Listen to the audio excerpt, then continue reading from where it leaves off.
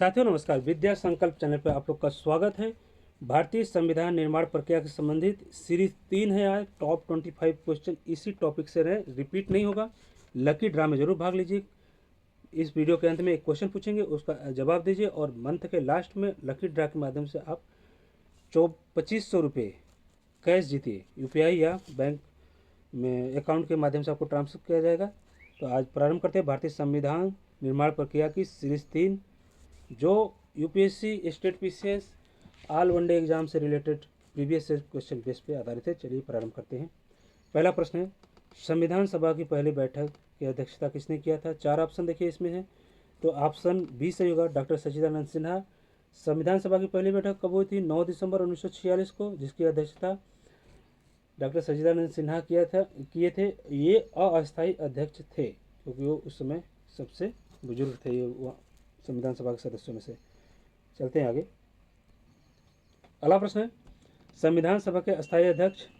तो अस्थायी अध्यक्ष है डॉक्टर राजेंद्र प्रसाद। इनको बनाया गया था 11 दिसंबर 1946 को। ऑप्शन बी सही है। चलते आगे। अगला प्रश्न है, संविधान सभा का संवैधानिक सलाहकार कौन थे? तो संवैधानिक सलाहकार थे BN राव थे, यानी ऑप्शन ए सही है, BN राव। चलते आगे। अगला प्रश्न है, उद्देश्य प्रस्ताव किसने प्रस्तुत किया था? तो इसमें ऑप्शन बी सही होगा, जवाहरलाल नेहरू ने। पंडित जवाहरलाल नेहरू ने उद्देश्य प्रस्ताव प्रस्तुत किया था। कब? 11 दिसंबर 1946 ईस्वी को। चलते आगे। अगला प्रश्न है, उद्देश्य प्रस्ताव कब स्वीकार किया गया था?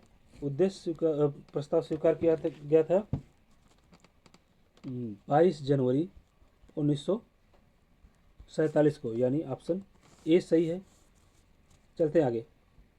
अगला प्रश्न है, प्रारूप समिति यानी ड्राफ्टिंग कमेटी का गठन कब हुआ था? तो देखिए ऑप्शन ए सही होगा, 29 अगस्त 1947 को। इसमें कितने सदस्य थे ड्राफ्टिंग कमेटी में? तो ये 7 सदस्य थे। चलते आगे। अगला प्रश्न है, प्रारूप समिति के अध्यक्ष कौन थे? तो प्रारूप समिति के अध्यक्ष थे डॉक्टर BR अम्बेडकर, यानी ऑप्शन बी सही होगा।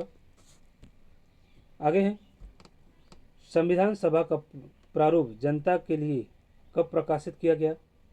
तो जनता के लिए प्रकाशित किया गया था फरवरी 1948 में, यानी ऑप्शन ए सही है।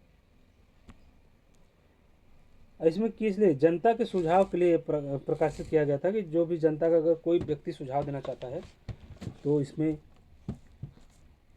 उसकी सुझाव को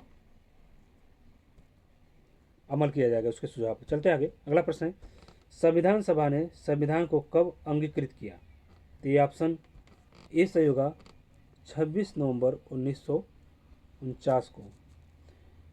चलते आगे। अगला प्रश्न है, संविधान पूर्ण रूप से कब लागू हुआ? तो संविधान पूर्ण रूप से लागू हुआ 26 जनवरी 1950 को, यानी ऑप्शन ए सही होगा, 26 जनवरी 1950 को। इस दिन भारत क्या बना? गणतंत्र बना। चलते आगे। अगला प्रश्न है, संविधान सभा द्वारा राष्ट्रीय ध्वज कब अपनाया गया? तो 22 जुलाई 1947 को, यानी ऑप्शन ए सही है। चलते आगे। अगला प्रश्न है, संविधान सभा ने राष्ट्रीय गान जन गण मन को कब अपनाया? तो 24 जनवरी 1950 को, यानी ऑप्शन ए सही होगा। आगे चलते हैं। अगला प्रश्न है, संविधान सभा ने राष्ट्रीय गीत वंदे मातरम को कब स्वीकार किया? तो वंदे मातरम को 24 जनवरी 1950 को स्वीकार किया गया। अगला प्रश्न है, संविधान पर हस्ताक्षर कब किए गए? तो संविधान पर हस्ताक्षर किया गया 24 जनवरी 1950 को, यानी ऑप्शन ए सही होगा। आगे है, संविधान सभा की कुल कितनी बैठक हुई थी? तो बैठक हुई थी 12, और समय कितना लगा था? 2 वर्ष 11 माह 18 दिन। आगे चलते हैं। अगला प्रश्न है, संविधान निर्माण में कुल कितने समय लगा था? तो जस्ट अभी बताए, 2 वर्ष 11 माह 18 दिन। आगे है, संविधान सभा की कुल कितनी बैठक हुई थी? संविधान सभा की कुल कितनी बैठक हुई थी? ये कुल बैठक हुई थी 166। ये प्रश्न 15 फिर से देखिए, संविधान सभा में कुल कितनी बैठक, यहाँ पे अधिवेशन होगा, अधिवेशन 12 हुआ था और इसका बैठक हुआ था कुल, इसकी 166 दिनों तक बैठकें चली थी। चलते आगे, अगला प्रश्न है, भारतीय संविधान का मूल हस्तलिखित संस्करण किस भाषा में तैयार किया गया था? तो तैयार किया गया था हिंदी और इंग्लिश में। आगे है, संविधान की मूल हस्तलिपि लिखित प्रति किसने लिखी थी, यानी हाथ से जो लिखा था संविधान का प्रति, वो किसने लिखा था? ये लिखा था प्रेम बिहारी नारायण रायजादा ने, इन्होंने लिखा था अपने हाथ से। आगे है, संविधान की मूल प्रति का जो अलंकरण या चित्रों को सजाया था किसने? तो ये नंदलाल बोस ने सजाया था। आगे है, संविधान सभा का बैठक किस योजना के आधार पर हुआ था? तो कैबिनेट मिशन योजना के आधार पर हुआ था। कैबिनेट मिशन योजना 1946 में आया था। चलते आगे, अगला प्रश्न है, संविधान सभा के सदस्यों का चुनाव किस प्रकार हुआ?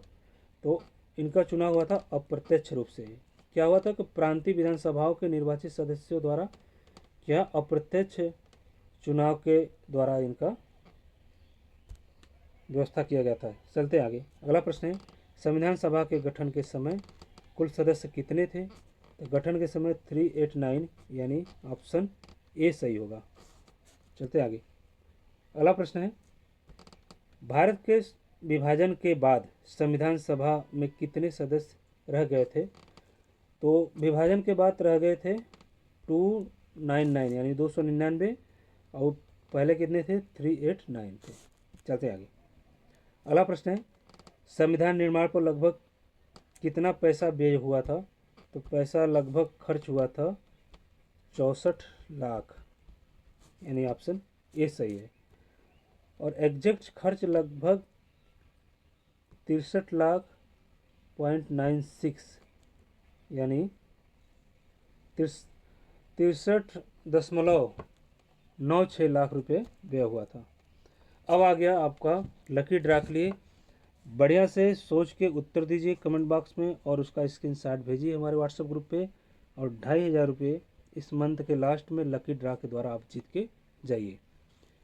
तो पहला प्रश्न है, भारतीय संविधान की मूल हस्तलिखित प्रति को सुंदर कैलीग्राफी में किसने लिखा था, यानी किसने लिखा था अपने हाथों से भारतीय संविधान की मूल प्रति को?